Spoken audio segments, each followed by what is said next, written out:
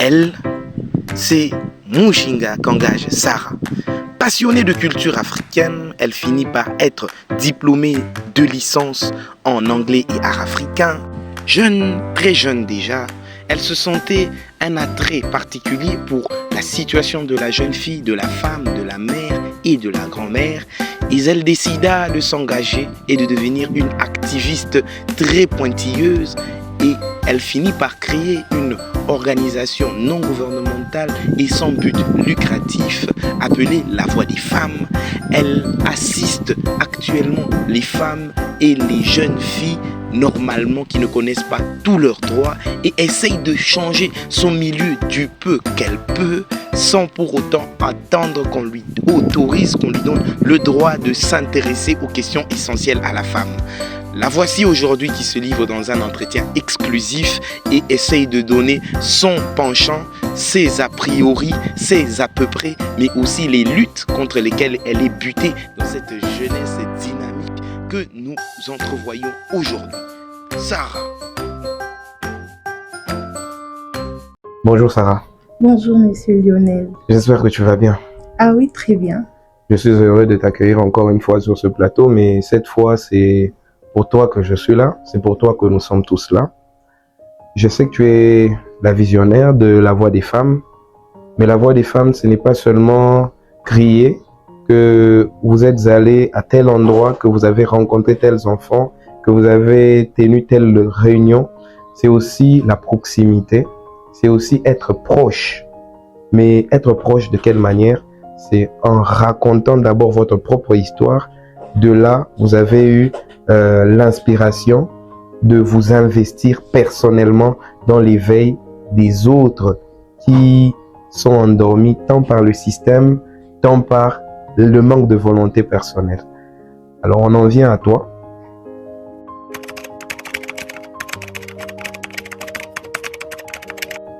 Moi, c'est Sarah Mujinga Kangaje, la présidente de La Voix des Femmes, donc une activiste tout simplement.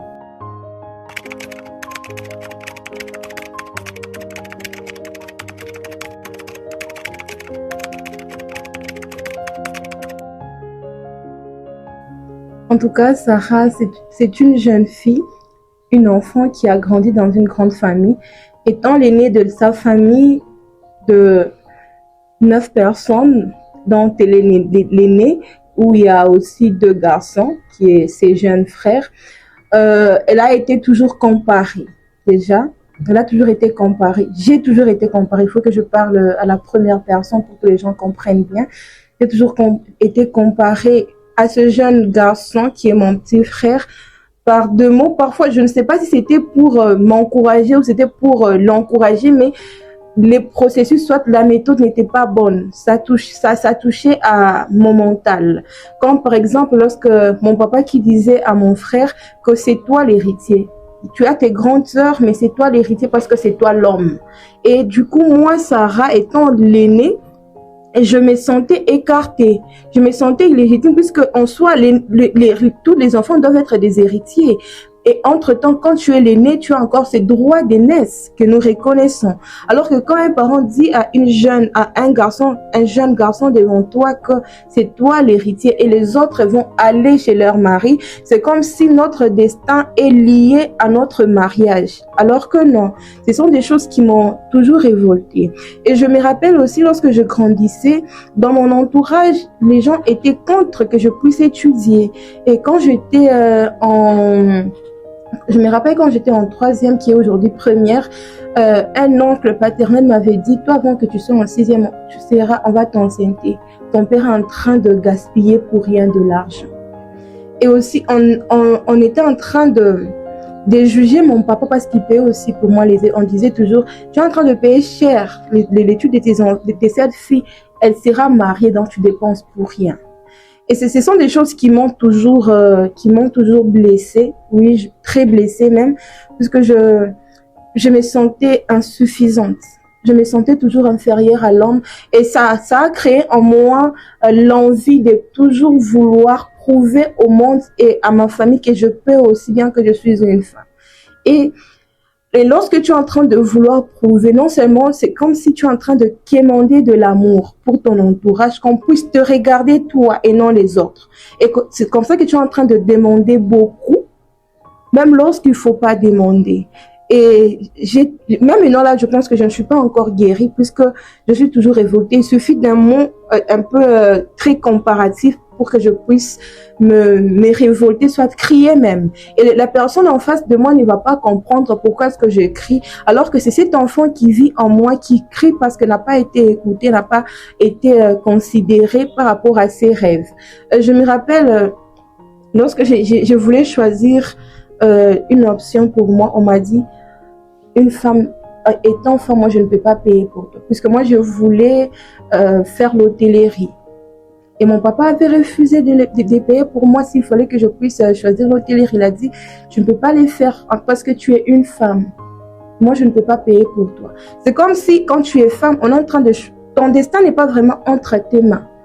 Il faut que ton papa se lève pour décider. La société doit décider. Et lorsque tu fais des choses, je me rappelle lorsque j'étais chez nous, tu travailles et tu entends que ta maman qui te dit « Enakulo tendaka ». Mon destin était lié au mariage.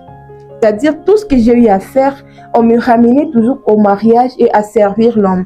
Lorsqu'on nous éduque, on nous éduque pas pour être des femmes leaders, on nous éduque pour être des femmes soumises. On ne refuse pas, selon la Bible, ça peut être vrai, mais entre-temps, une femme, c'est un être à part entière. Lorsque elle est une mission en soi, lorsqu'on donne vie à un enfant, sa vie n'est pas liée au mariage, soit sa vie n'est pas liée à la culture, sa vie est liée à sa mission. Et c'est quoi sa mission? Certes, il y a de ces femmes-là qui se sentent bien en étant épouses, mais il y a aussi de ces femmes qui se sentent bien en étant gouverneurs.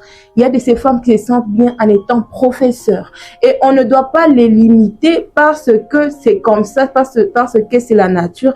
Et moi, j'ai été victime de cette violence basée sur le genre. Et aujourd'hui, je ne suis pas encore guérie. Je pense que je serai guérie lorsque j'atteindrai tous mes objectifs, je pense, et lorsque je verrai des femmes se révolter contre ces systèmes-là.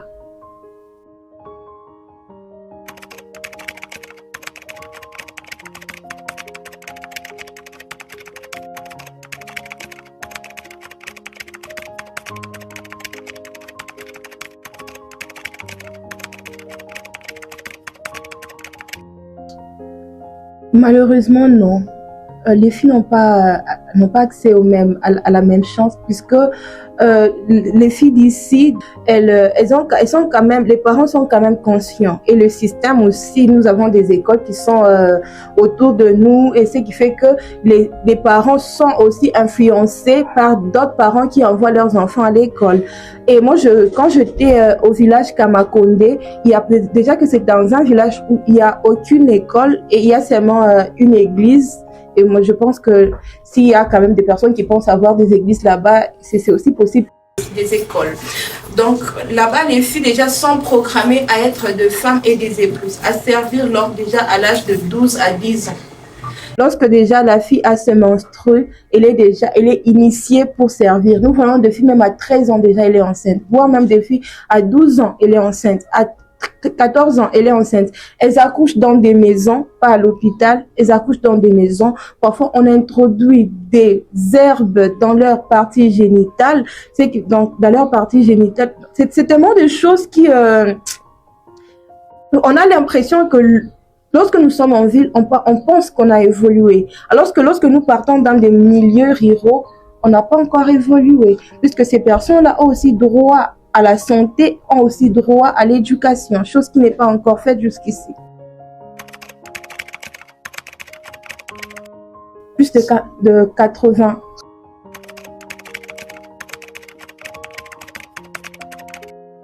Voilà. Donc, ils sont abandonnés à leur propre sort. C'est un village.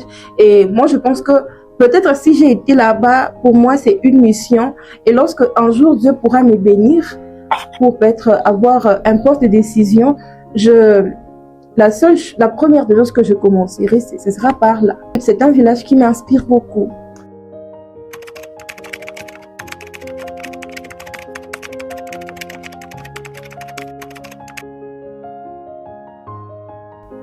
déjà, j'ai été influencée, mais maintenant, la fille qui est en moi a grandi. Ce qui fait qu'elle n'est plus influencée. Par contre, elle a refusé. Les préjugés qu'elle a eu à vivre l'ont poussée à ne pas se focaliser sur ce que les gens disent, mais comment est-ce qu'elle se sent. Est-ce que lorsque je suis en train de sensibiliser les gens, si je me sens bien, c'est que c'est bien pour moi ou c'est bien pour cette société qui est en face de moi. Si peut-être je pars quelque part pour aider la jeune fille à se connaître, à se conscientiser, à s'éveiller, c'est bien pour moi. Lorsque je suis contre le mariage précoce, contre la domination, donc je dirais contre le patriarcat, pour moi, c'est quelque chose qui est bien. Et je suis sûre que la société ne me verra pas du même œil que je suis en train de voir ce que je fais. Et heureusement, cette société ne m'influence plus, puisque j'ai eu à faire la paix entre moi et entre ce que je suis et ce que je veux être et ce que je veux pour la jeune fille.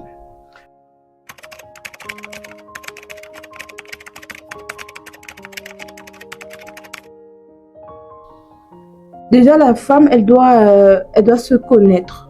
Se connaître. Elle doit savoir c'est quoi sa mission. Sa mission. Et qu'est-ce qui lui procurera la paix intérieure. Puisque lorsque tu fais quelque chose, tu n'as pas de paix, c'est que cette chose, tu n'es pas appelé à le faire. Donc, elle doit déjà connaître c'est quoi sa passion et c'est quoi sa mission. Lorsque tu connais ta mission, tu vas t'aligner par rapport à ça et l'influence de la société n'aura pas vraiment du poids sur toi.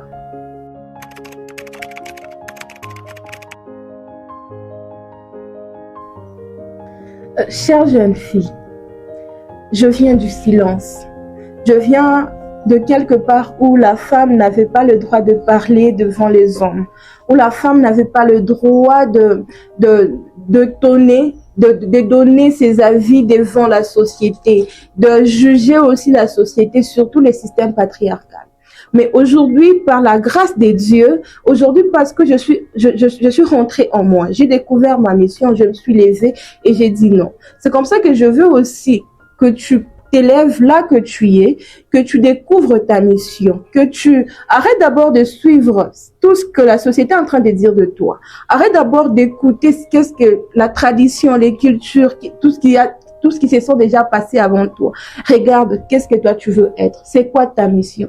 Qu'est-ce que tu veux devenir? Puisque le Congo a besoin de toi. La société a besoin de toi dans tous les domaines possibles. Les domaines du business, le domaine de l'entrepreneuriat, j'allais dire, les domaines de la politique, dans tous les domaines possibles. Alors choisis-toi surtout, ne t'oublie pas et guéris vite puisque nous avons besoin de personnes qui sont fortes moralement afin de conduire d'autres personnes. Merci.